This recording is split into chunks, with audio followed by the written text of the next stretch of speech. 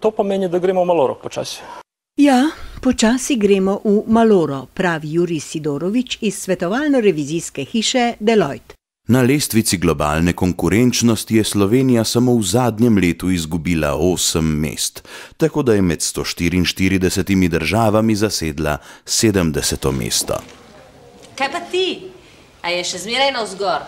Navzgor? Navzdol!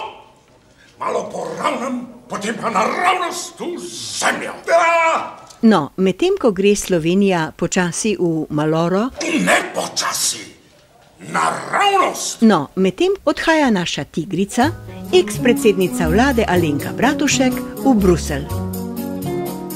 Kako tudi ne, saj ima vendar odlične reference, s katerimi se je pred časom takole pohvalila.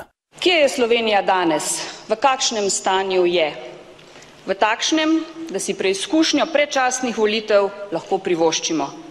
Po enem letu vodenja vlade sem ponosna, da smo stabilizirali javne finance in utrdili položaj Slovenije na mednarodnih in finančnih trgih. Prvič po 5 letih je spet pozitivna tudi gospodarska rast, število brezposelnih pa se zmanjšuje.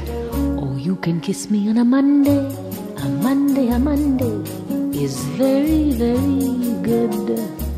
Ko je za Alenkine uspehe izvedel Jean-Claude Juncker, je v njej takoj prepoznal rešiteljico Evrope in jo povabil v Bruselj. Or you can kiss me on a Tuesday, a Tuesday, a Tuesday. In fact, I wish you would. Or you can kiss me on a Wednesday, a Thursday, a Friday, and Saturday's best. Njegova gesta je imela izjemno ugodne učinke tudi doma, v Sloveniji. Kar naenkrat se je poprej razdvojena slovenska politična scena poenotila v nasprotovanju Junckerjevi izbiri.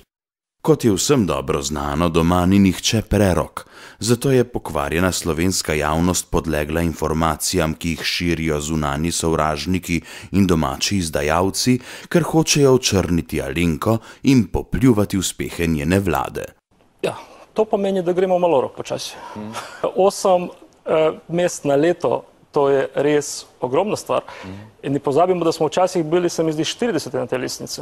Tako da skoraj 40 mest smo že padli. Če bomo s tako hitrostjo nadaljevali, gremo kar z dobro hitrostjo v to smer. Si upa trditi predstavnik svetovalno-revizijske hiše Deloitte, ki je k nam prišel iz Belorusije. Še več, Sidorovič celo trdi, da 70. mesto med 144 državami ni naša najslabša uvrstitev.